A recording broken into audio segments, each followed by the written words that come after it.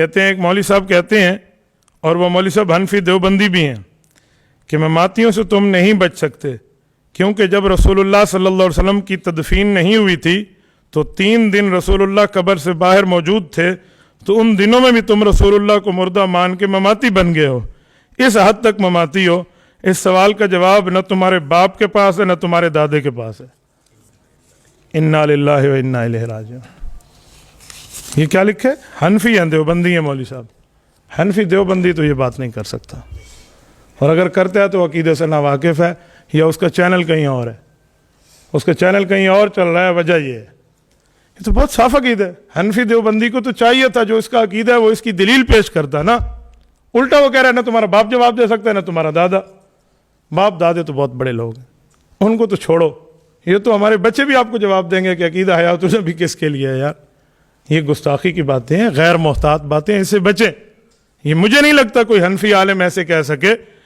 یہ جو کہا گیا نا کہ 3 دن رسول اللہ صلی اللہ علیہ وسلم کی تدفین نہیں ہوئی تھی، ان دنوں میں رسول اللہ فوت تھے، تو تم مردہ مان کے آدھے مماتی بن گئے، اگر یہی بے وقوفی مان لی جائے تو کل کوئی کہے گا مرزائی کہتے ہیں حضور پاک علیہ السلام نبی ہیں، مسلمان کہتے ہیں حضور علیہ السلام نبی ہیں، اور پھر مرزائی حضور کے بعد نایا نبی مانتے ہیں، حضور کے ماننے میں تو تم آدھے مرزائی بن گئے نا، تو پھر ہم کیا کہیں گے؟ ہم حضور کے ماننے میں آدھے مرزائیوں کے ساتھ ہیں؟ کیسی بات کرتے ہو یار؟ ہم کہتے ہیں رسول اللہ صلی اللہ علیہ وسلم کے پاس غیب کی خبریں آتی ہیں، اللہ بتاتا ہے، غیب کا اظہار کیا جاتا ہے، اطلاع کیا جاتا ہے، ہمارا نظریہ ہے، لیکن علم غیب کی کنجیاں اللہ کے پاس ہیں۔ تو ایک بندہ کہے غیب میں تو تم برابر ہو کر آدھے بریلوی بن گئے نا، تو یہ حنفی دیوبندی تو نہیں کہے گا یار، یہ کیسی بات ہے؟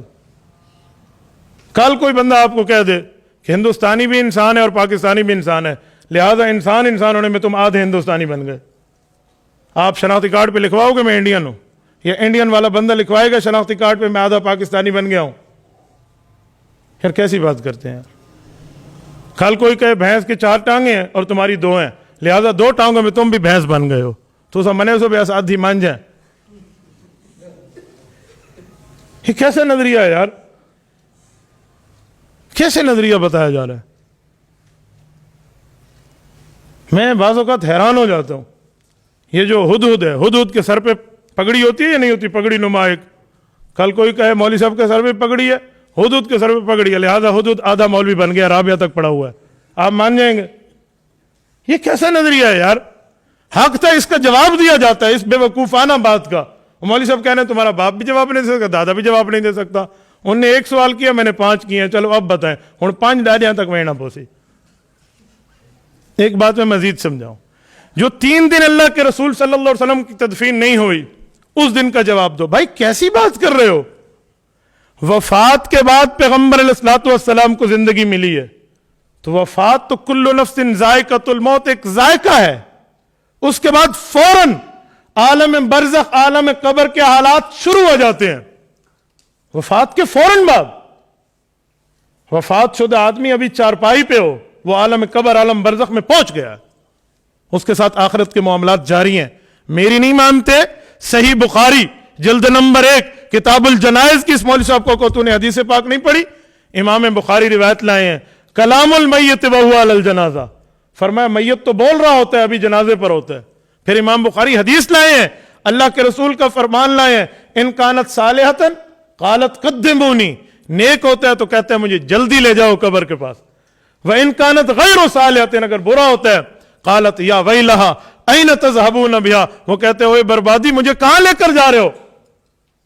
تو وہ تو قبر سے پہلے بول رہا ہوتا ہے، اور آپ کہتے ہو قبر سے پہلے مردہ ہوتا ہے بندہ، یہ تمہیں کس نے کہا؟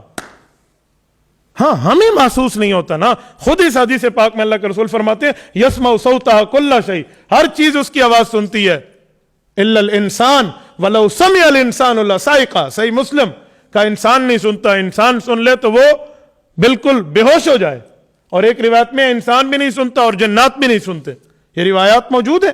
اور باقی جگہ تسمع البہائم، جانور سنتے ہیں، تو پھر کیا کہو گے؟ جانور مولویوں سے اوپر آ گئے ہیں، وہ سنتے ہیں انسان نہیں سنتے، تو اس نہ سننے میں آدھا مولوی سے جانور بڑھ گیا، یہ کہو گے یار کیسی بات ہے؟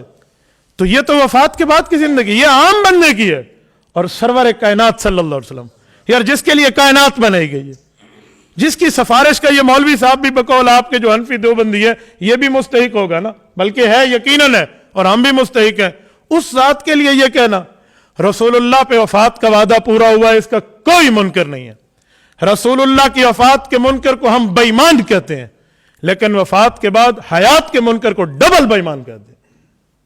یار کیسی بات کی جا رہی ہے؟ وفات کے فوراً بعد حیات شروع ہو گئی ہے۔ کیسے ہے، کس طرح ہے؟ تو یہاں کندھے پہ بیٹھے ہوئے فرشتے کو مجھے نہیں بتا سکتا کیسے ہے، کس طرح ہے۔ تو حضور کے بارے میں بات کرتے ہیں، وہ عالم غیب کی بات ہے، عالم برزخ کی بات ہے، عالم قبر کی بات ہے۔ یہاں کندھوں پہ فرشتے ہیں؟ آپ اس مولوی صاحب سے کہیے کندھوں پہ ہیں یا کپڑوں پہ ہیں؟ کندھوں پہ ہیں یا واسکٹ پہ ہیں؟ میں ہاتھ رکھ لوں، اب میرے ہاتھ کے نیچے فرشتہ آ کے کچلا گیا ہے یا میرے ہاتھ کے اوپر ہے؟ اس کے پین کہاں گئے؟ میں ادھر بچے بٹھاتا ہوں۔ جب رسول اللہ صلی اللہ علیہ وسلم نے حضرت امامہ کو بٹھایا تھا اپنے کندھے پر، اپنی نواسی حضرت زینب کی بڑی بیٹی، جب حضرت حسن اور حسین کو بٹھایا تھا رضی اللہ عنہم، تو اس وقت فرشتے کہاں گئے تھے؟ پولیس والے تفتیش کرنے کے لیے عام بندے کو الٹا لٹکاتے ہیں، فرشتے کہاں جاتے ہیں؟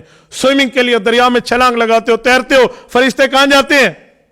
شاور کھول کے نہاتے ہو، فرشتے کہاں جاتے ہیں؟ فرشتے سنتی ویندن چلو پوچھ گیان بھائی کیسی بات کرتے ہیں؟ آپ اس کا جواب دیں گے؟ آپ کہیں گے یہ عالم غیب کی باتیں ہیں، یہ اللہ نے کہا ہے، فرشتے ہیں، بس ہیں، اب ہم عقل نہیں دوڑاتے۔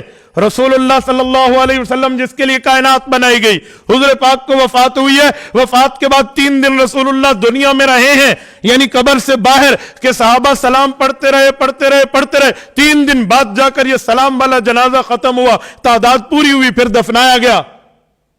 اس دوران بھی رسول اللہ کی قبر کی حیات جاری تھی، جیسے ان فرشتوں کو تیری اور میری آنکھیں نہیں دیکھ سکتی جو ہمارے ساتھ بیٹھے ہیں، اس حیات النبی کو بھی ہماری دنیا کی آنکھیں نہیں دے سکتی۔ وہ عالم قبر کی بات ہے، عالم برزخ کی بات ہے۔ آ گیا جواب؟ تمہارا باپ بھی نہیں دے سکتا، دادا بھی نہیں، مجھے نہیں لگتا۔ اگر یہ مولوی صاحب حنفی دیوبندی ہے تو خدا را میری آواز ان تک پہنچائیں کہ احتیاط سے گفتگو کرنا سیکھیں۔ وَتَوَاسَوْا بِالْحَقِّ، قرآن کہتے ہیں شبہات توڑنا سیکھو۔ حق کی دعوت دو گے شبہات ٹوٹیں گے۔ یہ تو شبہات بنا رہے ہیں، شبہات بنانا حق والوں کا کام نہیں ہے، شبہات کو توڑنا حق والوں کا کام ہے۔ عقیدہ حیات النبی تو ایسا نظریہ ہے، یہ میرے پاس المحند المفند علماء دیوبند کی پہلی اجماعی دستاویز ہے۔ حضرت شیخ الہند مولانا محمود حسن دیوبندی سے لے کر مفتی کفایت اللہ دہلوی رحمہ اللہ تک، مفتی کفایت اللہ دہلوی سے لے کر مفتی عزیز الرحمن عثمانی تک، مفتی عزیز الرحمن عثمانی سے لے کر مولانا اشرف علی تھانوی تک رحمہم اللہ، ان سب کے تصدیقی دستخط ہیں۔ تو یہ تو سارے عقیدہ حیات النبی کے قائل ہیں۔ اگر آپ حیات النبی پر سوالات کرتے ہیں تو باپ اور دادا جواب نہیں دے سکتا، یہ ہمارے علمی باپ اور دادا ہیں، یہ ہمارے علمی باپ اور دادا ہیں۔ آپ ان پر در پردہ اعتراض کرنا چاہ رہے، اور موجودہ دور میں یہ دوسری اجماعی دستاویز تسکین الصدور، حضرت امام اہل سنت والجماعت شیخ سرفراز خان صفدر رحمہ اللہ کی کتاب تسکین الصدور، یہ حضرت شیخ سرفراز خان صفدر کی کتاب ہے، یہ عقیدہ حیات النبی پر لکھی گئی ہے۔ اور اس پر دستخط کرنے والے کون کون ہیں؟ ذرا جگر تھام کے بیٹھنا، میں ان علمی آسمانوں کا نام لینے لگا ہوں۔ مولانا فخر الدین احمد رحمہ اللہ، مولانا مفتی محمود رحمۃ اللہ علیہ کے استاد ہیں، مفتی محمود صاحب نے ان سے تفسیر پڑھی ہے۔ مولانا سید مہدی حسن شاہ جہان پوری دارالعلوم دیوبند کے مفتی اعظم، خود مولوی عنایت اللہ شاہ گجراتی کے استاد ہیں۔ اس پر دستخط کرنے والے حضرت قاری محمد طیب قاسمی رحمہ اللہ، حضرت شیخ الحدیث مولانا علاء الدین نور اللہ مرکزہ نے ان سے تحاوی پڑھی ہے، یہ ان کے شیخ ہیں۔ حضرت مولانا حبیب الرحمن اعظمی دارالعلوم دیوبند کے پرنسپل اور محتمم، مولانا خیر محمد جلندری حضرت تھانوی کے خلیفہ مجاز اور خیر المدارس ملتان کے بانی و محتمم اول، حضرت مولانا شمس الحق افغانی رحمہ اللہ، حضرت مولانا قاضی عبد الکریم کلاچی والے کے استاد محترم، دارالعلوم دیوبند کے شیخ التفسیر، حضرت مولانا محدث جلیل سید یوسف بن نوری رحمہ اللہ، دارالعلوم دیوبند کے دارالعلوم جامعہ علوم الاسلامیہ علامہ بن نوری ٹاؤن کے بانی اور محتمم اول، حضرت مولانا مفتی جمیل احمد تھانوی رحمہ اللہ، حضرت تھانوی کے نواسے، مولانا عبداللہ درخواستی حافظ الحدیث، حضرت مولانا ظفر احمد عثمانی حضرت تھانوی رحمہ اللہ کے بھانجے، 32 جلدوں پہ اعلاء سنن کے مصنف، حضرت مولانا عبدالحق حقانی اکوڑا خٹک، مولانا समीउल हक शहीद रहमतुल्लाह अलैह के वालिद मुकर्रम हजरत मौलाना अब्दुल खालिक फाजिल दारुल देवबंद, ख्वाजा खाजगान हजरत ख्वाजा खान मोहम्मद रहमतुल्लाह, खान का सिराजिया कुंदिया, मुफ्ती आजम पाकिस्तान मुफ्ती मोहम्मद शफी उस्मानी रहमतुल्लाह, मारिफुल कुरान वाले मुफ्ती मोहम्मद तकी साहब, मुफ्ती रफी साहब के वालिद मुकर्रम हजरत मौलाना सैयद गुल बादशाह फाजिल दारुल देवबंद, मौलाना हक नवाज जंगवी शहीद रहमतुल्लाह अलैह के उस्ताद अलहाज हजरत मौलाना दोस्त मोहम्मद कुरैशी रहमतुल्लाह कोटद्दू वाले, वालिद मोहतरम के उस्ताद हजरत मुफ्ती अहमद सईद रहमतुल्लाह दारुल देवबंद के फाजिल, हजरत मुफ्ती शफी साहब सरगोदवी रहमतुल्लाह के सबसे बड़े फर्जंद हजरत मौलाना नजीरुल्लाह खान रहमतुल्लाह दारुल देवबंद के फाजिल, और कायद मिल्लत इस्लामिया हजरत मौलाना मुफ्ती महमूद रहमतुल्लाह। ये सफ़ा 36। और मुफ्ती महमूद रहमतुल्लाह की कब्र पे अल्लाह करोड़ों अरबों रहमत नाज़िल फरमाए। फरमाते हैं जमीयत उलमा इस्लाम के फैसले के मुताबिक ये तहरीर की गई, उलमा की मुश्तरका जमात के कायद हैं, तमाम खैबर से लेकर कराची की साहिलों तक के उलमा इस जमात पर मुत्तफिक और मुत्तहिद हैं। इन उलमा के कायद हजरत मौलाना मुफ्ती महमूद साहब रहमतुल्लाह फरमाते। और उसके बाद जिन अकाबिर ने दस्तखत फरमाए हैं जो रह गए, उनमें हजरत मौलाना अहमद अली लाहौरी रहमतुल्लाह, हजरत मौलाना मोहम्मद सादिक रहमतुल्लाह, हजरत मौलाना इदरीस कांदलवी रहमतुल्लाह, हजरत मौलाना मुफ्ती मोहम्मद हसन मोहतमिम जामिया शरफिया रहमतुल्लाह, और हजरत मौलाना रसूल खान हजारवी रहमतुल्लाह हजरत मदनी से पहले शेखुल हिंद के शागिर्द हैं। इछड़िया में इनकी कब्र है, मानसेरा में इनकी कब्र की ज़ियारत की है। ये सब कहते हैं अकीदा हयातुन नबी, उलमाए देवबंद, उलमाए अहनाफ का मुत्तफकुन अलैह अकीदा, इस पर कोई इख्तलाफ नहीं है। और जो नहीं मानता वो अहले सुन्नत वल जमात भी नहीं है, वो उलमाए देवबंद भी नहीं है, वो उलमाए अहनाफ भी नहीं है। और आगे जाकर इस पर फतवा ठोंक कर फरमाते हैं कि फतवा है कि ऐसे बंदे के पीछे नमाज नहीं होती। आप कहते हो आपके बाप दादा जवाब नहीं दे सकते। यार ये कोई बात है? ये कोई करने वाली बात है? यार शीशे को एक बार साफ करके मुंह देखना चाहिए। मुझे पता नहीं है ये किस तरह बातें कर रहे हैं, वरना मैं चेहरा देख के थप्पड़ मारना जानता हूं कि चेहरा कितना है और थप्पड़ कितना है, समझाने का अंदाज। ये बैठ के इस तरह की बातें, देवबंदी होकर के देवबंदियों का बाप दादा जवाब नहीं दे सकता, ये कैसी बात है यार? रसूलुल्लाह सल्लल्लाहु अलैहि वसल्लम अपनी कब्र में जिंदा है, हुजूर पाक अपनी कब्र के करीब सलाम सुनते हैं, दूर से पढ़ा जाने वाला फरिश्ते पहुंचाते हैं। ये तो उलमा देवबंद का नजरिया है। ये वक्ती जरूरत नहीं है, इसे मोहतात गुफ्तगू की जाए, थोड़ा समझ से गुफ्तगू की जाए। अल्लाह पाक हिदायत की तौफीक अता फरमाए।